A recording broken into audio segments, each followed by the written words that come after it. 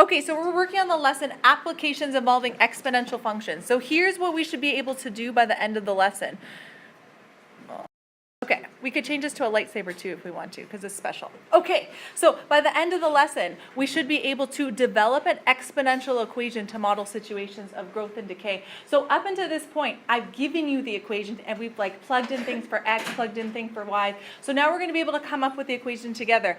And the other thing is we're going to start solving these things. So solving means looking for the variable that we don't know. So it's going to look something like this. Like, how the heck do you solve for this? Do we know anything, any way to isolate for x when it's in the numerator? If we divide by 5, maybe you're thinking, but then we have still x, sorry, not the numerator, x as an exponent, but then we can't really divide by 5 because that's not a 5, that's a 5 to the power of x. So we have to think of some new ways to be able to solve these things. So you're going to learn some skills in grade 11 to help you solve it, and then you're going to learn skills in grade 12 to help you solve it, and I bet you're going to like the grade 12 way better because our way is going to be a little bit of guess and check. So let's just try that now. All right, so a way that we are going to solve these things in grade 11 is do something called creating like bases. So we can see that on this side, we have a base of 2. Do you guys like the lightsaber? Yes, okay. On this side, we're going to do a base of 2.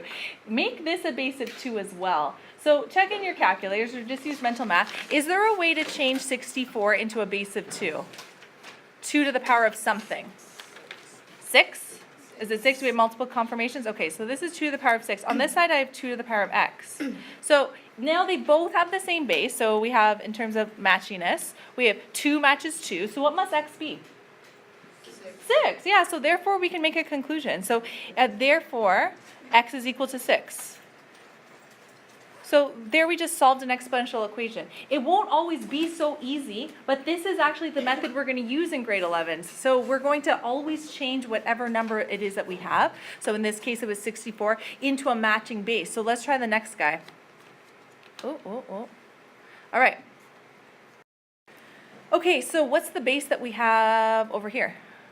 2, okay? And so can we change that guy into a base of 2 to make our lives a little bit easier? So on this side, I have 2 to the power of x plus 4. Again, we can't divide by 2 because that's not actually a 2. That's a 2 to the power of x plus 4. So we can't divide by 2 to get rid of that. And what can we change 32 into? 2 to the power of something. 5? Okay, so we all agree. So can anyone see the conclusion we can draw here? So therefore, what must equal what? X plus, oh yeah, you guys are already figuring it out. So just by guess and check, a lot of you guys just said x has to equal 1 because 1 plus 4 is 5. So when they get more complicated, just write out this therefore statement. So if the 2's match, the bases match, then therefore the exponents must be equal. So therefore x plus 4 is equal to 5. So if you didn't see the x equals 1 right away, just write yourself a quick equation and then solve it really fast. So x is equal to 5 minus 4. Therefore x is equal to 1.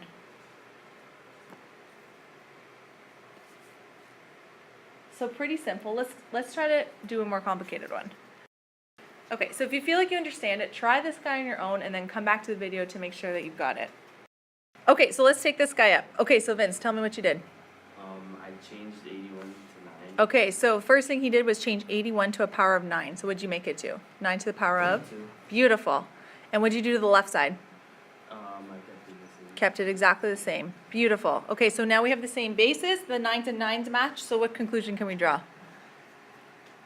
What'd you come up with as the answer? Oh, x equals to 5. X equals 5. So that's a perfectly fine answer because you just did mental math. You did 5 minus 3 equals 2. If you can't see it, make yourself a little equation. X minus 3 has to equal to 2. Solve that equation. So we have x is equal to 2 plus 3, and therefore x is equal to 5. Let's keep going. Okay, so slightly more difficult. This one's weird because the other base is at the bottom. So does anyone have any ideas on what to do here? Banke, what's your idea?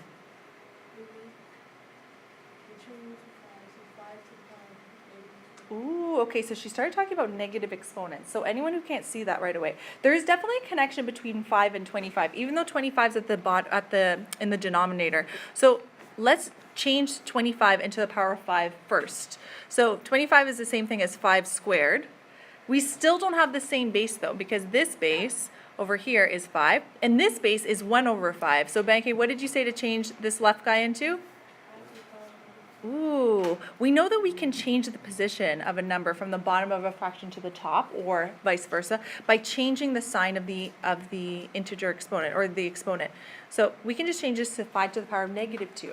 So 1 over 5 squared is equivalent to 5 to the power of negative 2.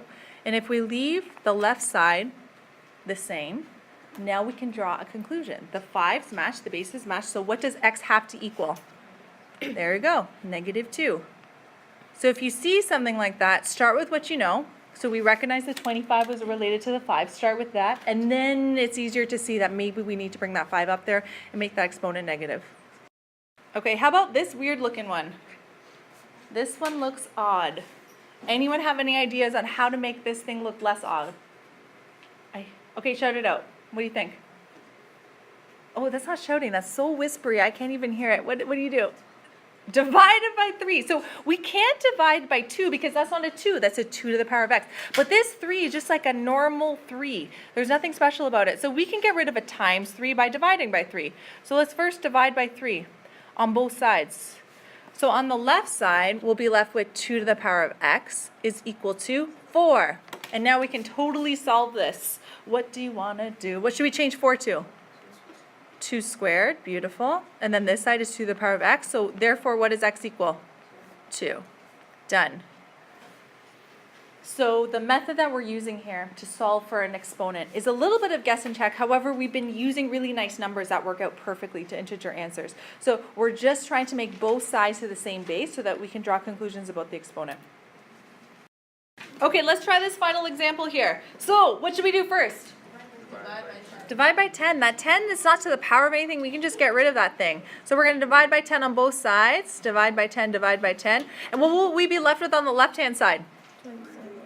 3 to the power of x. And then on the right, 27. We got it. And now this is easy peasy. Because what can we change 27 to?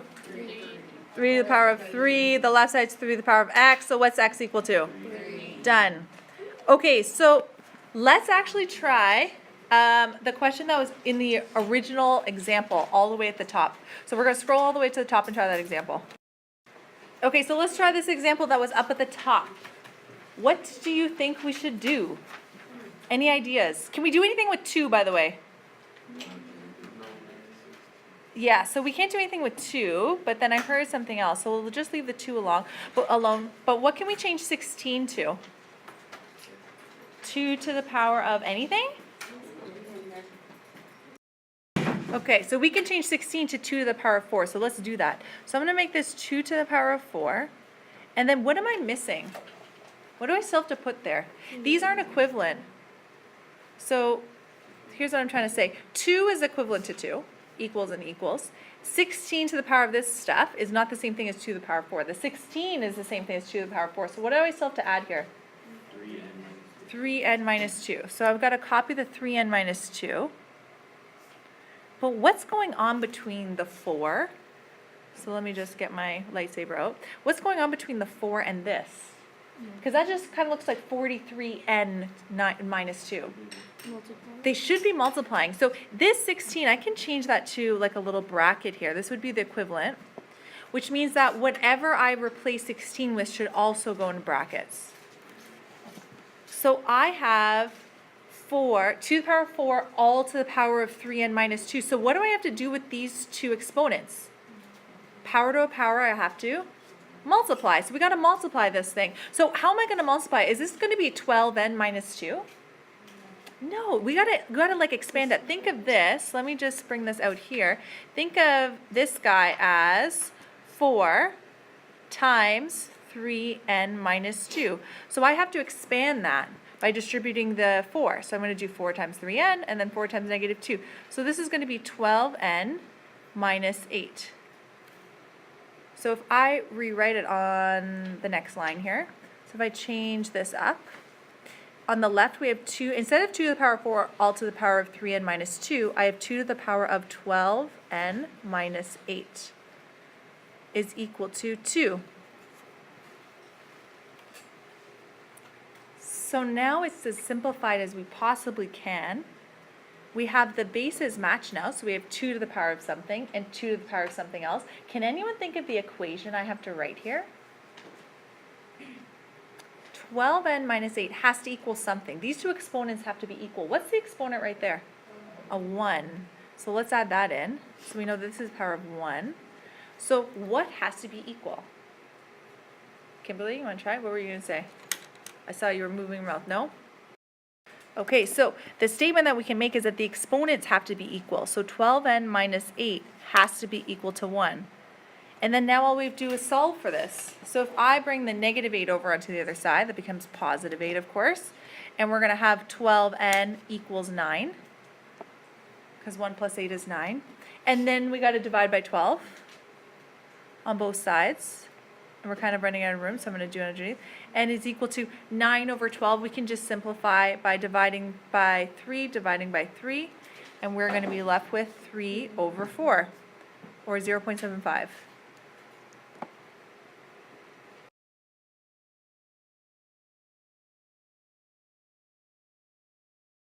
Okay, so now that we know how to solve exponential equations, we can work on the first learning goal for this lesson, which is coming up with actual equations.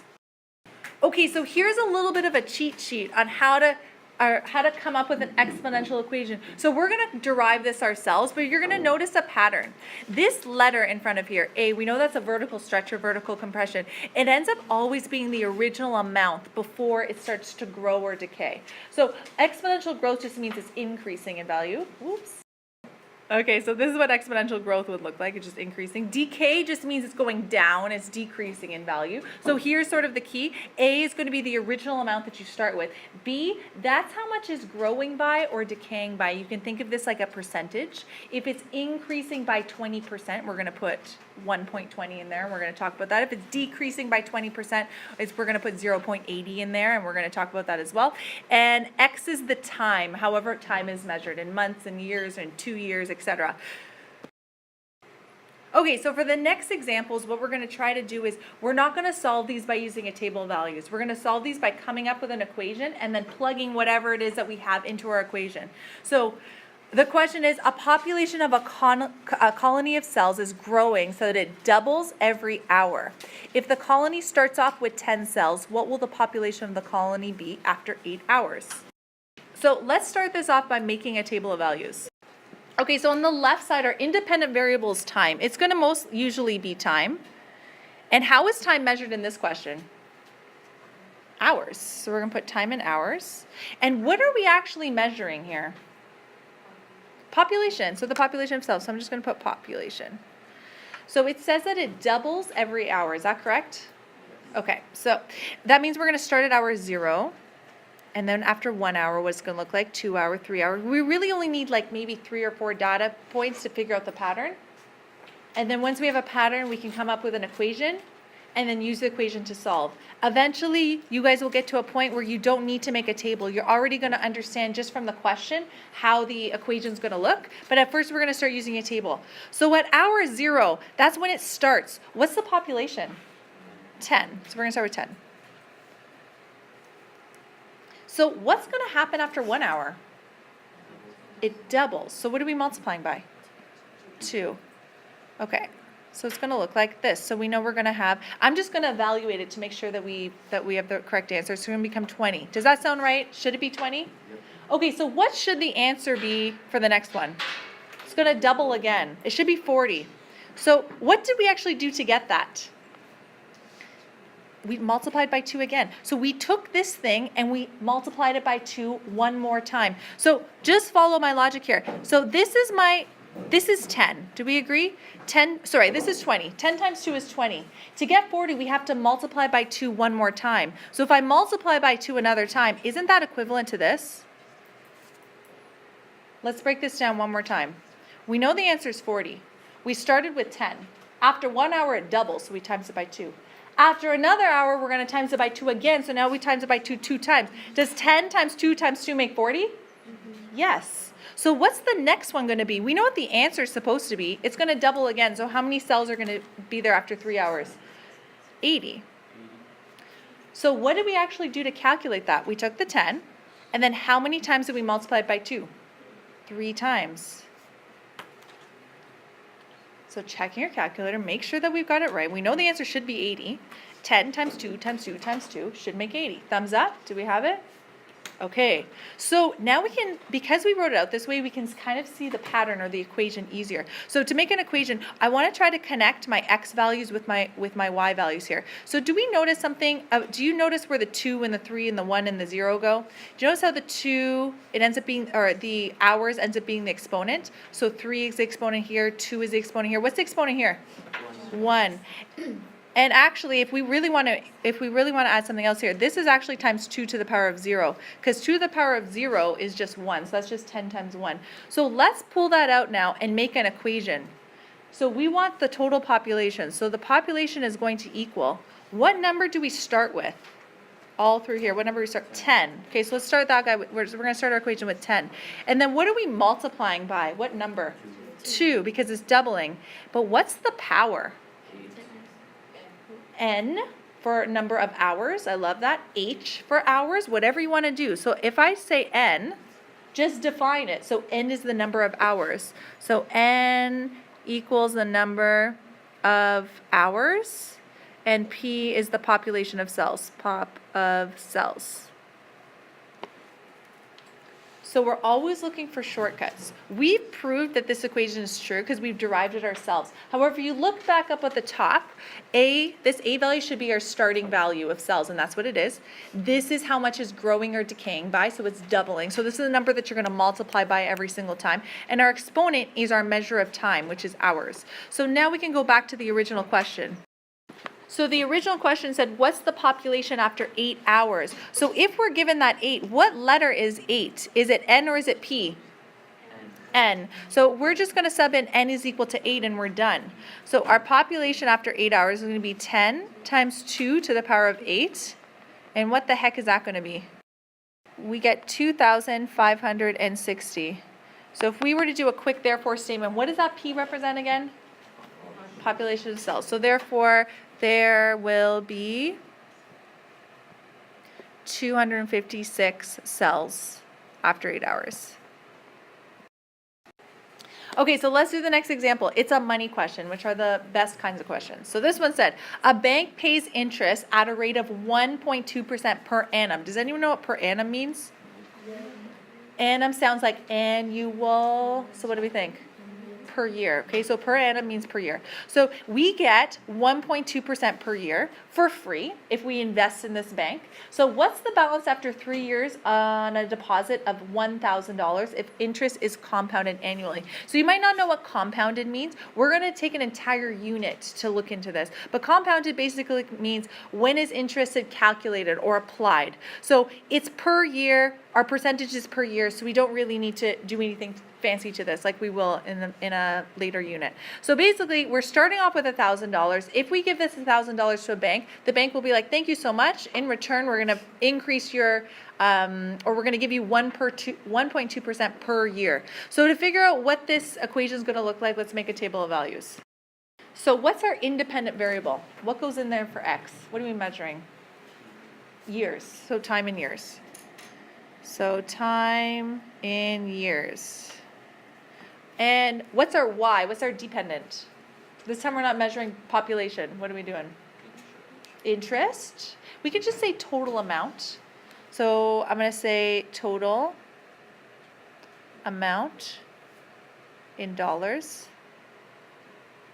We could also change this to balance. That's another way to do it because that's the wording of the question. So balance, total amount. So it's not just interest, it's going to include the $1,000. So let's just get 3 or 4 data points to figure out what the pattern is. So at the very beginning of the story where time is 0, how much is this thing worth? $1,000. Okay, now here's the tough part. First of all, we have a percentage that we're given. It's 1.2%. Obviously, we know we can't multiply that by a number. We've got to change it to a decimal. So what is 1.2% as a decimal? Just divide that guy by 100. What do we get? 0.12. That's what's going to end up being. So just, if you need to, just divide by 100. Or we're just moving that decimal place two units to the left. So what the heck should our first balance be? So what do you guys think? We definitely have to take the 1,000. And what do you think we have to multiply by? So let's try it. 0.012. So the reason why we do a table of values is like a little test. So we're thinking that we're going to multiply by this guy here. So let's actually put into the calculator and see what you get. So if you multiply this, you get 12. Does that make sense? It says it's worth $1,000. Then next year's worth $12. What's that $12 represent? What did we actually calculate? Interest, yeah, what they give us. So we've earned $12. So actually, what is our balance? It's not $12. $1,012, because they didn't include the $1,000 that we put in originally, plus we're making $12. So we could come up with this by adding 1,000, but I want to figure out what to multiply by so it includes that 1,000. Does anyone know a trick? Yes, just change that 0 to a 1. So I'm just going to go in here and erase. We're going to erase this little guy in here. Change that 0 to a 1. So it's 1.012. And what that's going to do is it's going to include the $1,000. So it's going to multiply the 1,000 by 1, and then it's going to multiply the 1,000 by 0.012 and add it together. So check in your calculators to make sure our calculations are right. But when you multiply by 1.012, what do you get? All right, so you should get 1,012, and now that makes sense. So let's just try at least one more just to make sure it works. So next year, what should the answer be? Multiply, again, that guy by 1.012, and that should be our final answer. So if you multiply our new balance by what the bank is giving us, which is 1.2%, you should get 1,024.14. So what did we actually do here? Well, we took the $1,000 that we originally had. We multiplied it by 1.012, but how many times did we multiply it by that? 2 times, because we did it once up here, and then we did it again. So we know what the answer should be. Triple check that this gives us the answer. Really quick, put that into a calculator. Did we get the same answer? So from here, you probably have figured out the pattern. If you need to do it one more time, do it one more time. The next guy is going to be 1,000 times 1.012 to the power of 3, and that's going to equal something. Basically, the key is, do we know what this growth factor is? So as long as it works, as long as we know what that growth factor is, we know what our A value, we can come up with our equation. So if we are ready, what the heck is our Y value? We're not doing P anymore. What do you guys want to do? B for balance, that works. T for total, A for amount, whatever you want to do, just define it. So we can do B for balance is equal to, what's the first number? 1,000. And then what's our growth factor? What are we multiplying by? You got it, 1.012. And to the power of what?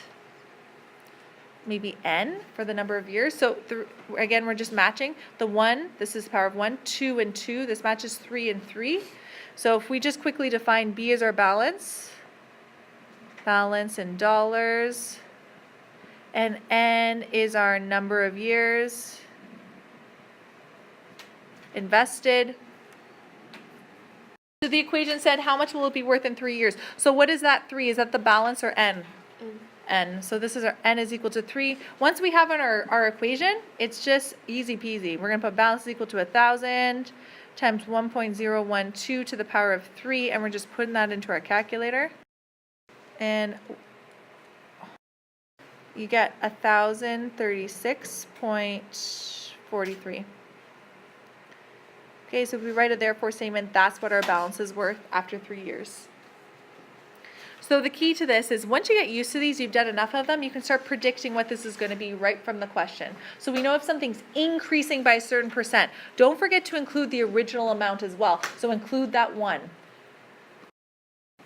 So we're going to try 2 more examples. So the two examples that we just tried were growth models because they were increasing in value.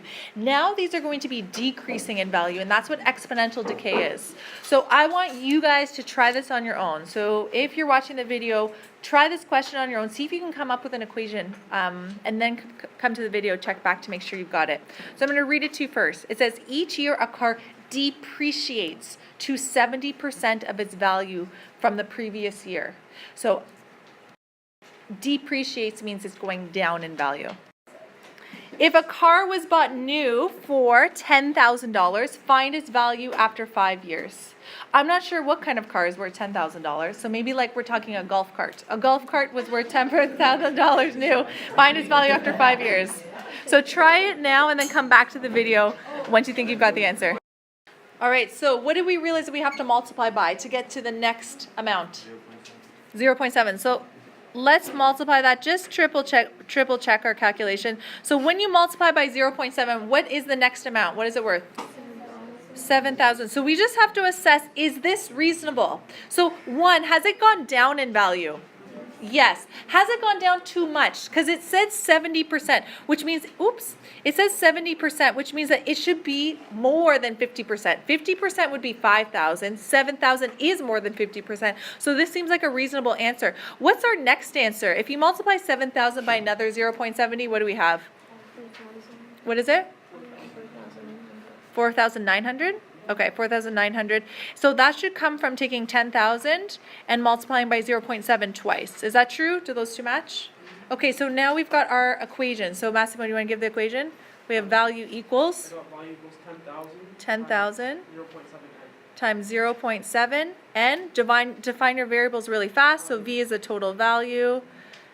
And what's our n? And it's the number of years.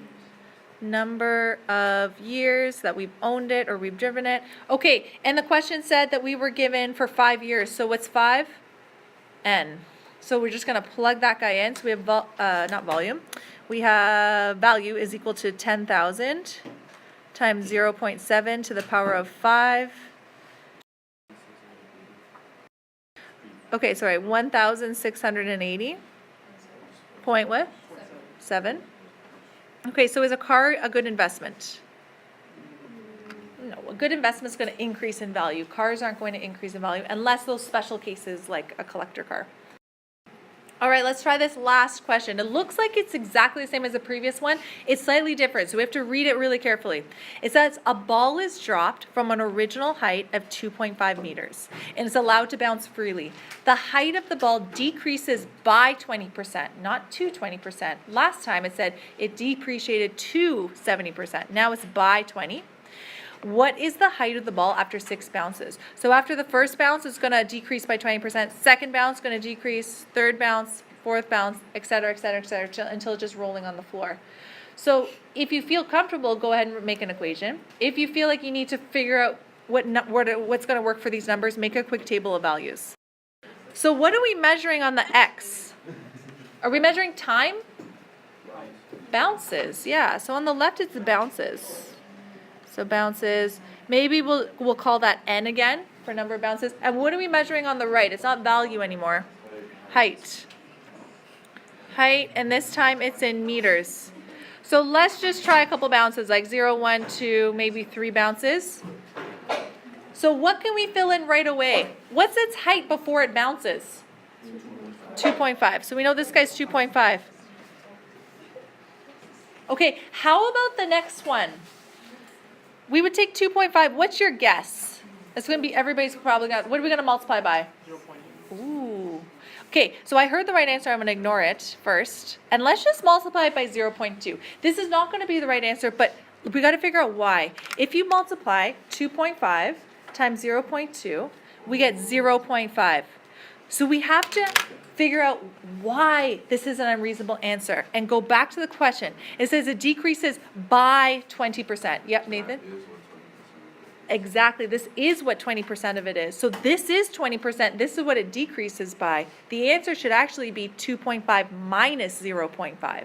Goes down to 2. Because this is like way less than half. 2.5 divided by 2 is 0.5 is way less than that. So we're decreasing it 2. So anyone have anything else? We could figure out the answer by doing 2.5 minus 0.5, but it's not going to help us figure out this decay factor. Can anyone think of another number to put in there? Massimo, what did you say? 0.8. 0.8. So just think about this.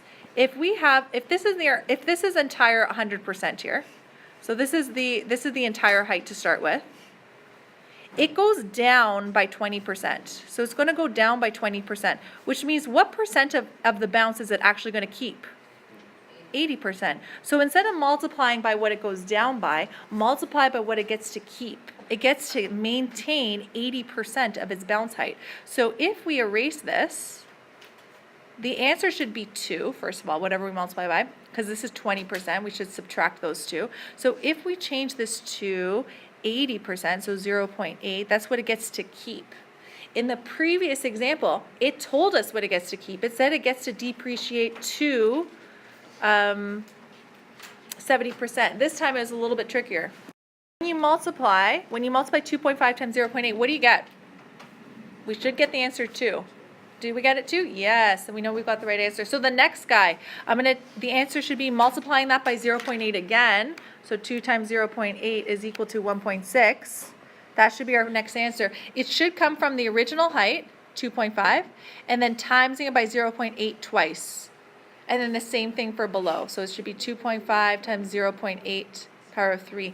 So what's our equation? Someone help me make our final equation. Okay, Massimo, go for it. So I put h equals 2.5 times 0.8. You got it. H, if we use that for the height, is equal to 2.5. That's the starting. Our decay, or the thing that we're multiplying by, is 0.8. And then to the power of n, define the variables really fast. So h is equal to height in meters, and n is equal to the number of bounces. And now it's the easy part, because it just says what's the height going to be after 6 bounces. So we know it's going to be pretty close to the floor, because it didn't start that high. So that 6, what letter is that one? N for bounces. And we just got to plug that guy in. So we have h is equal to 2.5 times 0.8 to the power of 6. And we get this really tiny number, 0.6, let's just estimate it to 6 meters. So if we're writing our therefore statement, that's the height of the ball after 6 bounces. So one final reminder, after you practice these enough, you're going to be able to get to the equation very quickly. If you're not sure, use this as a tool, because check the numbers that you're not sure about and make sure that it works out to something reasonable.